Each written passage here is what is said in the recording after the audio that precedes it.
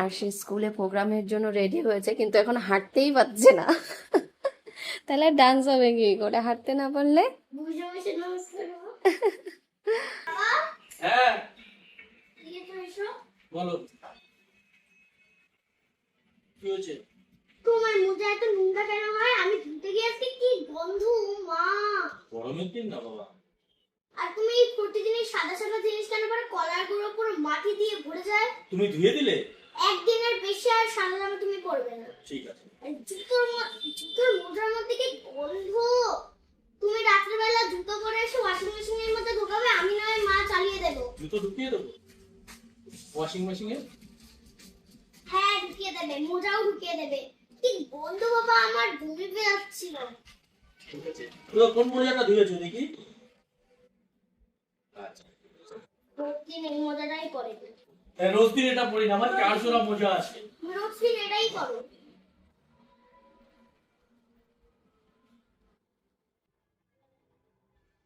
শরীরের কন্ডিশন খুবই খারাপ, গলার অবস্থা তো একদমই বাজে।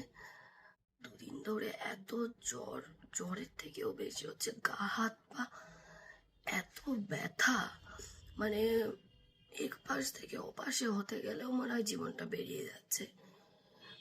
গলার কন্ডিশন তো একদমই, কথা বেরোচ্ছে না মুখ দিয়ে। এর মধ্যে চলছে আমাদের দাদাভাই আসা করে, আমার মনে হয় এরকম হলো প্রায় 10 থেকে 12 বছর পরে। শরীরের কন্ডিশন ভীষণ ভীষণ ভীষণই খারাপ, তোমরা কন্ডিশন দেখেই বুঝতে পারছো।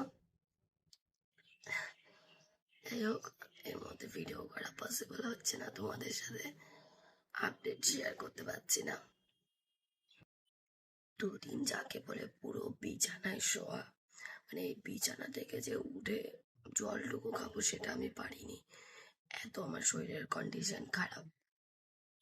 গলার সিচুয়েশন দেখেই বুঝতে পারছো, মানে কথা যে বলবো সেই শক্তিটুকু আমার নেই। গা হাত পায়ে এত পরিমাণে ব্যথা।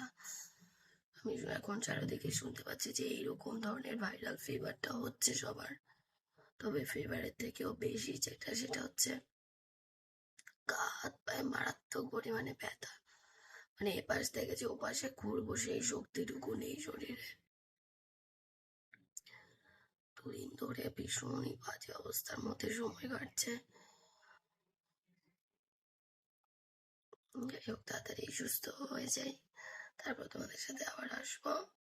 আমার জন্মের পর আমি প্রথম দেখলাম বাবাকে রান্না করতে। মানে বাবা তো এমনি চিলি চিকেন, মোমো এইসব রান্না করে, কিন্তু এই প্রথমবার বাবা আজকে ডাল ভাত এইসব রান্না করলো। আজকে মায়ের শরীর খারাপ, তাই দুপুরের খাবারটা বাবা করেছে। খেয়ে দেখ কেমন হয়েছে। এই চামচ দিয়ে মাছ।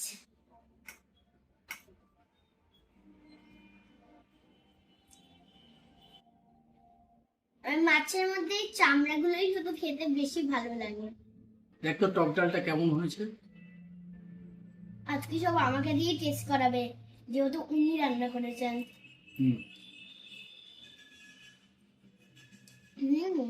ভালো হয়েছে। মাও যেমন রান্না করে বাবাও সেরকমই রান্না করে। Thank you. দেখতেই কি ইয়াম্মি লাগছে না? এটা জানো তো আমার হাজবেন্ডের স্পেশাল ডিশও বলতে পারো। মানে যখনই আসে তখন বেশিরভাগ সময় হয় প্রন দিয়ে এইরকম ধরনের কোনো ডিশ রান্না করে। আর জানো তো, এইভাবে যদি বেবি কর্ন রান্না করা হয় না, মানে ভীষণ ভালো লাগে এই ডিশটা। তোমাদের দাদাভাইয়ের হাতের এই ডিশটা আমি, আরশি, ইভেন আমাদের ফ্যামিলির সবাই ভীষণ পছন্দ করি। আর আমার শরীরের কন্ডিশন যেহেতু একটু খারাপ ছিল কয়েকদিন, মানে ওই সর্দি লেগে অবস্থা খারাপ হয়ে গেছে, তো সেই কারণে তোমাদের দাদাভাই আমাকে এই স্পেশাল ডিশটা রান্না করে খাইয়েছিল। সোনা এদিকে এসো। তুমি যে রোজ বাথরুমে আমার মোজা জামা গেঞ্জি এগুলো ধুয়ে দাও, কি দিয়ে ধুয়ে দাও? এটা তো খুব সহজ প্রশ্ন। এই তো Lux body wash, Head and Shoulder shampoo আর এই ফেস ওয়াশ। এটা দিয়ে ধুয়ে দাও না কেন? আরে এটাতে তো বেশি ফেনাই হয় না, এইগুলোতে তো দিলে বেশি বেশি ফেনা হয়, তাই জন্য আমি এইগুলো দিয়ে ধুই। এই যে ফেস ওয়াশ অল্প দিই, ফেস একটু মগের মধ্যে একটু ফেস ওয়াশ নিয়ে জল, তারপর আর একটু জল দিই, তারপর আবার লাভ বডি ওয়াশ নিই, তারপর আর একটু জল দিই, আর তারপর এই শ্যাম্পুটা নিই, তারপর আর একটু জল দিই। এবার তুমি বলো, রোজ রোজ যে বলো বডি ওয়াশটা কি করে শেষ হয়, এবার তুমি বলো কি করে শেষ হয়। না, এগুলো জামা কাপড় ধোয়ার জন্য নয়, জামা কাপড় ধোয়ার জন্য এইগুলো। আরে এইটা দিলে তোমার হাত পুড়ে যাবে, তাই জন্য এইগুলো দিয়ে ধুই। আচ্ছা ঠিক আছে। ফাইনালি একটা ড্রেস অর্ডার করেছি, জানি না কেমন এসেছে, শরীর অসুস্থতার কারণে খুলে দেখতেও পারিনি। তো এখন যাব হচ্ছে আমাদের বাড়িতে, তাই ভাবলাম একটু পরে তারপরে যাই। দেখে তো মনে হচ্ছে ভালো এসছে, যাই হোক যখন পরবো মানে একটু পরেই পরবো, তারপরে তোমাদের সাথে আবার শেয়ার করবো। আর যা গরম পড়েছে, মানে কটন না হলে বাইরে পড়াই মুশকিল। ওয়াও, দারুণ এসছে, দারুণ। হলো না, এরকম একটা কুর্তি রয়েছে, সাথে রয়েছে এরকম একটি প্লাজো প্যান্ট। বাহ, এটাও বেশ বড়, আর রয়েছে সাথে আবার ওড়না।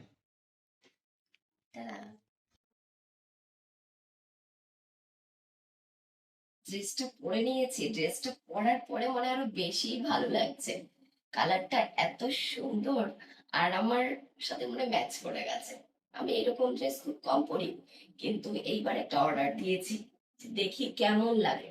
তোমাদের কেমন লাগলো তোমরা কিন্তু অবশ্যই কমেন্ট করে জানিও। আর ওড়নাটাও এত সফট। সেদিন এত শরীর খারাপ, মানে বিছানা থেকে উঠতে পারছি না, গা ব্যথায়, মানে জ্বরে, এইরকম অবস্থা, জ্বরের থেকেও গা ব্যথা বেশি। আমার যে কি খাবে, আমি জিজ্ঞেস করেছি কি খাবে, মাংস খাবে? না। কি খাবে? মাছ খাবে? হ্যাঁ। তো মাছ খাবে বলেছে, আমি মাছ নিয়ে এসেছি, কাতলা মাছ নিয়ে এসেছি, আমের ডাল বানিয়েছি, ভাত বানিয়েছি, ভাতটা গলে গেছে। যেই মাছ আমি দুটোকে দেখতে পারি না, আর ভাত মানে খিচুড়ি, তার মধ্যে তো একটু ঝাল ঠাল থাকে, মানে ভাত ওই যে ফেনা ভাত হয় না, ফেনা দাদা আমি রুগী ভেবে ফেনা ভাত বানিয়ে দিয়েছি। এই কি গো, কি গো, তোমার বোনের বর কি করেছে দেখো।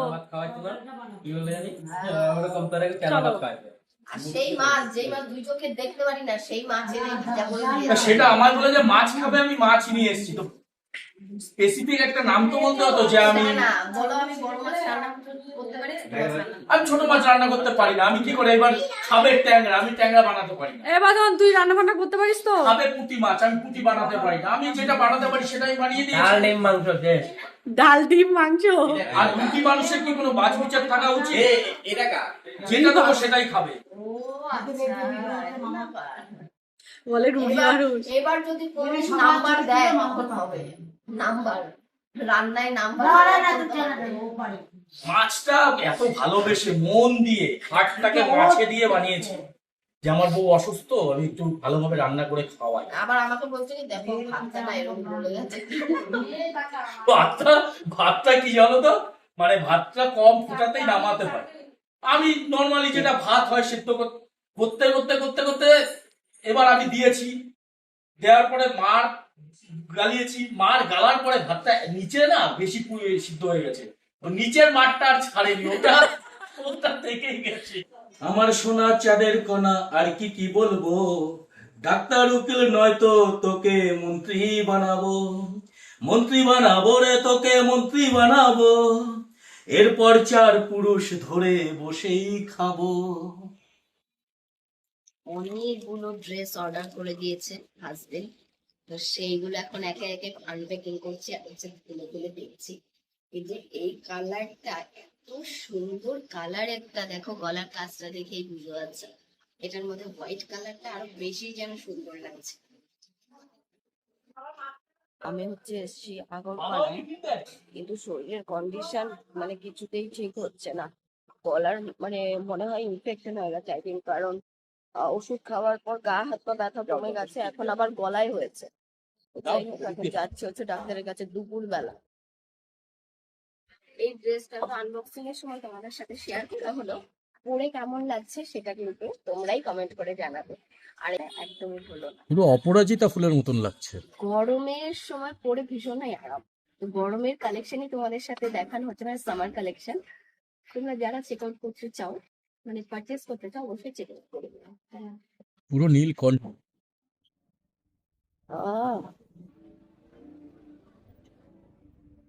বাইকের থেকে তো পুরো এইরকম সিটে বসতে গেলে, তোমাদের দাদা ভাইয়ের বাইকটা, ও বসতে গেলে আমার রাগ উঠে যায়। আর এখন আবার সেই ওই রকম চুঙ্গা বাইক নিয়ে নিল একটা। এইসব বাইক বউদের নিয়ে ঘোরার জন্য। হ্যাঁ সেটা আমি জানি, যাতে গার্লফ্রেন্ড মনে হয় নাকি। হ্যাঁ।